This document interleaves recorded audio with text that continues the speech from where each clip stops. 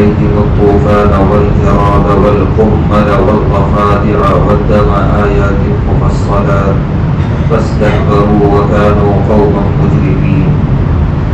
پھر ہم نے فرعون کی قوم پر بطور عذاب طوفان بھیجا اور ٹڈیوں کا دل اور خون کا کیڑا اور مینڈک اور خون، یہ سب کھلی ہوئی نشانیاں تھیں، مگر وہ تکبر ہی کرتے رہے اور وہ لوگ بڑے مجرم تھے۔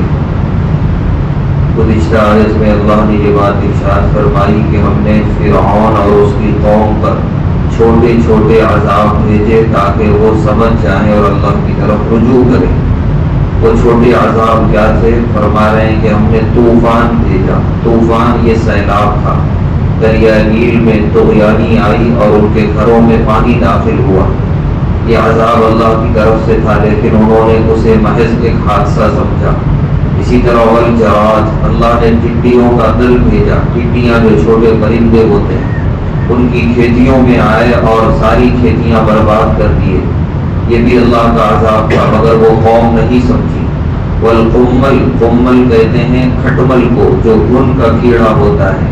اللہ نے یہ ان کی چارپائیوں میں اور ان کے سونے کے مقامات پہ بڑی کثرت سے پیدا کیے، جو رات میں انہیں کاٹتے، ان کا خون چوستے اور ان کا سونا حرام کر دیتے، لیکن پھر بھی وہ قوم سمجھی نہیں۔